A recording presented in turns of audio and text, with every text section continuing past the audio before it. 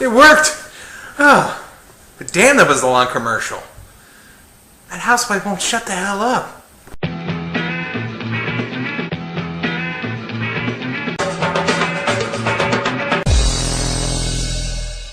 Now, the second attempt to explain the origins of the Battletoads was in the animated pilot for a series that was never made by our friends at Deke. Starts with an opening of clips from the exact show we're about to see, set to a Beach Boys abomination. It's funny that the only original animation is a shot of the Battletoads appearing from a digital wireframe, much like the stage intros to Battle Maniacs. I suspect that an earlier draft may have had the same plot as the comics, but instead we get this story, where we're first taken to space, as Princess Angelica and Professor T-Bird are trying to outrun the Dark Queen and her henchmen. And it's no wonder they can't lose them. Apparently you can only look left or right while flying this thing. I'll have the amulet! And the pretty blonde head of the one who wears it. But your majesty, we could lose them in the nebulous dense electromagnetic fields. She won't get away. Her royal guard is wiped out. Her only friend in the entire universe is that crackpot Professor T-Bird. Who could possibly save her now? That really doesn't get us around the magnetic field problem. Unless space is powered by friendship. Everybody keep hugging. Keep hugging. No, stop hugging! Stop hugging! So then we meet our heroes, who have been called into the principal's office. You three are the biggest losers in the history of Waldo P. Oxnard Junior High. And why? Because you're a bad influence on each other. So I'm splitting you three up. But sir, you can't do that. We're our only friends in the entire universe. From now on, you don't sit together. You don't hang out together. You don't get within 20 yards of each other. Understood? Yes, sir. It's a good thing this is the early 90s and you have no on-screen parents to complain to. Because if you did, I would be in a shit ton of trouble. Well, as we see, our three friends aren't delinquents. They're just clumsy and socially retarded. Let's hurry up with those signs. The big game is tomorrow. You'll never get any attention with those wimp-o-matic drawings. How's that for a totally eyeball-flying attention grabber? That's the ugliest thing I've ever seen in my life, except for you. Yeah! Meanwhile, back at the plot, Professor T-Bird and the princess find refuge on a secret planet, where they find their last hope against the Dark Queen. Yes! The genetic essence of the Battletoads! The guards of your royal ancestors! But the Battletoads were wiped out eons ago. But with this essence, we can create a new generation of Battletoads to protect you! Okay, first of all, if they're so great and you could just make more of them, then why would you ever stop? And second, should I even wonder where you got genetic essence from? People, listen up. Use your thumbs. Locate the seminal vesicle here, the ejaculatory ducts here. Then stroke it. Stroke it. Stroke it hard. Cup the gonads. So with a handful of DNA and a queen on their back, the two use a portal device to flee to Earth, which begs the question, why didn't they just use that to travel around? Well, even though it's never stated, it's implied that in order to teleport, you have to have some sort of electronic device to pop out on the other end, which means we get all sorts of wacky visual gags. It's kind of funny. But I digress. The princess and the professor arrive safely on Earth, and of course, pick the first three random people they run into to give the immense mutant powers. I want you to come on the adventure of a lifetime! I want you to become the most legendary warriors in the universe! Even Zordon had a color code. Just be thankful they popped into this convenience store in the middle of the day. Frankly, I wouldn't trust some of the characters that hang around that kind of place at night. I beg of you, help us. I know that you are wise, handsome, noble members of your planet's race. We'll do it, feathered friend! Excellent!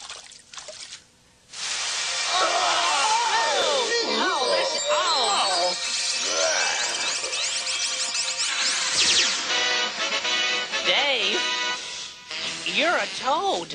Yeah, well, you don't look so good yourself. It's like we're mutants of the teenage variety. But just then, the Dark Queen shows up and assaults the princess. And I mean that in every sense of the word. Wait, let's see where this goes. Then the Toads use their newfound powers to save the princess with an apparent oral fixation. By the way, is any of this starting to look familiar? The colors, the character expressions, the physical impossibilities, even for the show with giant toads. That's right, this plot was done by the same team that made the Adventures of Sonic the Hedgehog cartoon. Which means out there's an alternative universe where this was made into a series, and there was also an even better Saturday morning cartoon.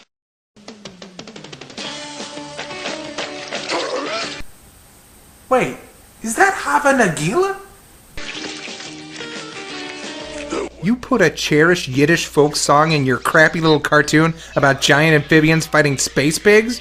I don't know if that's offensive, but it's definitely not kosher. Funny. She doesn't look Jewish. You must let me thank you for your bravery by bestowing on you the ancient names of honor. I.W. Zitz. And from now on, you are Rash. And you shall be called Pimple. Really? That's how they got their names? Let's take a moment to break things down between this and the franchise that the Battletoads are obviously trying to bank on. In Ninja Turtles, Master Splinter is a disciplined and wise master of not only the physical aspects of ninjutsu, but also the spiritual and philosophical practices of training the mind as well as the body. And in naming his adopted sons, has drawn from his love of the masters of the Italian Renaissance, no doubt drawing a parallel between the period of enlightenment and the growing intelligence of these new species, both possessing an inherent drive to use their abilities for the benefit of mankind. The Battletoads were named by a princess who is no doubt the end result of generations of severe inbreeding after skin diseases. Why? Because it damn cool! You can return to your normal form any time you choose. You mean we can be totally grossed out heroes and still be our old selves too? Psychotronic! Incredible! Cosmorific! Let's get normal! Gosh! You know. We're our old geekomanic selves again. So wait, if you could just change back and forth between a toad and a human, then why was it so important to find 3 random strangers instead of just using the space jizz on yourself? I can't speak for the old bird, but if the human princess can turn herself into a 7-foot butt-kicking mutant whenever she wants, then you kind of solve the whole being kidnapped problem right there. You could call her Blemish. OC copyright CR 2010. Oh wait, that would never work. Not only is she a girl, but a princess. So of course they'd have to bestow incredible powers to random strangers. Where was my head? The scene shifts to a beach house owned by the boy's favorite teacher and closest confidant. We've got to find some place safe to hide them until we can figure out what to do next. Okay, boys, I'm in no mood for jokes. Do you not see the giant chicken groping your TV? Well, apparently since that's not enough proof, the boys have no choice but to reveal their new forms, along with their glorious new battle cry. Let's get warning! First, fail, obviously. Second, the funnier but ultimately inappropriate line would be, let's get horny. And 3, they should have used lock and toad. You guys are welcome to stay here as long as you need to. And that's the last we see of this guy. Yeah, he's only there to give them a house and walk off stage right into nothingness. Because as a public school teacher, he'd naturally have an extra beach house in one of the most expensive housing markets just sitting around. So the boys set the two up with all the necessities. Why, they even get the princess a job. Fine! You can start by boxing them. Hey, watch it with the jelly donuts! Forgive me. I am new to Oxnard and know little of these jelly donuts. Well, to be fair, I think we all missed the day they started making carbonated donuts. But before anyone could get situated, the Dark Queen's minions attack. Alright, it's time to pop a zit, and squeeze a pimple, and scratch a rash. You see, even they know those names are Wait, he wasn't around when the princess named them. Even when this cartoon is right, it's stupid as hell. Let's stomp some toads! We gotta psych ourselves up. That's the trick.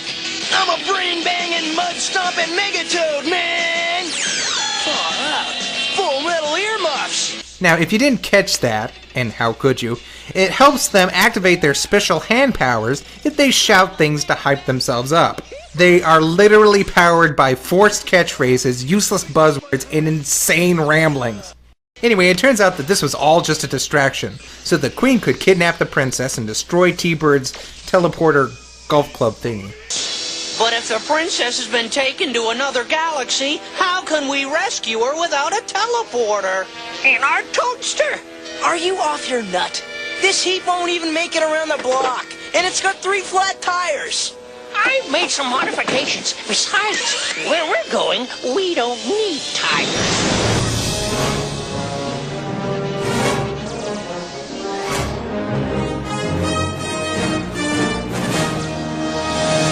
So the Toads fly to the Dark Queen's fortress and make their way up the power generator tower thingy.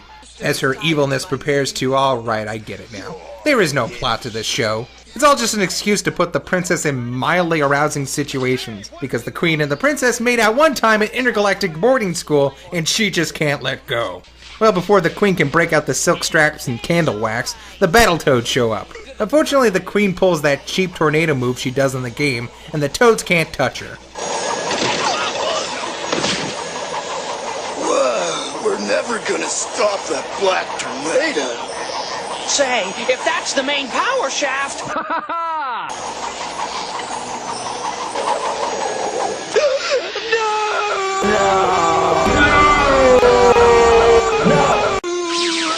So the Toads destroy the source of the Queen's power, bringing down her whole fortress around her. And as the Toads retreat, they can rest easy, knowing that they've secured peace for damn it. I don't believe it!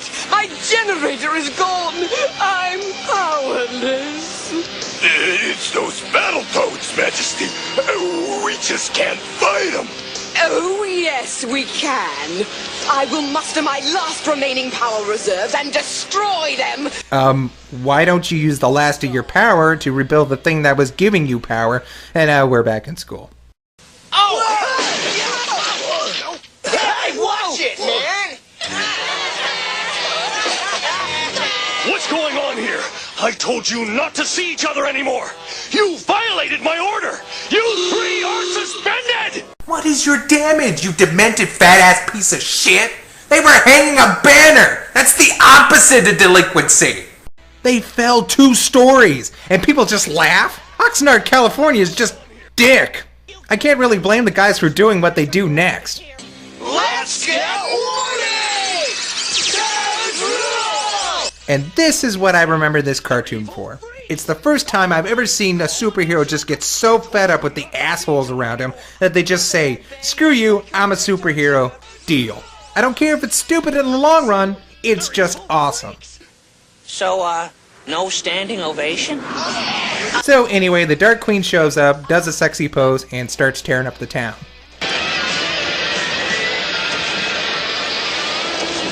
We're gonna have to get inside that thing.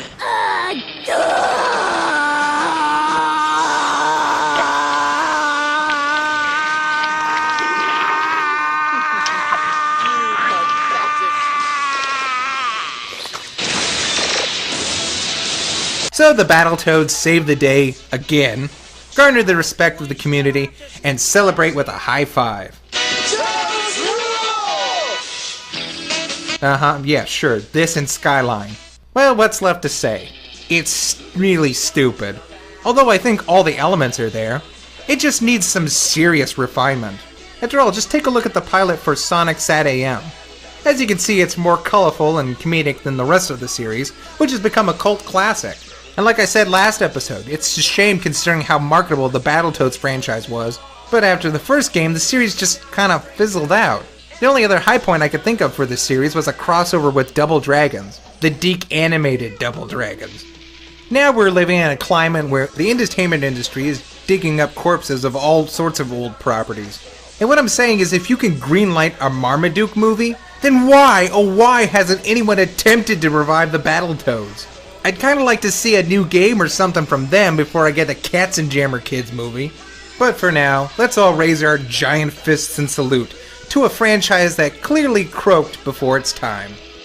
It's not that easy being green, having to spend each day the color of the leaves.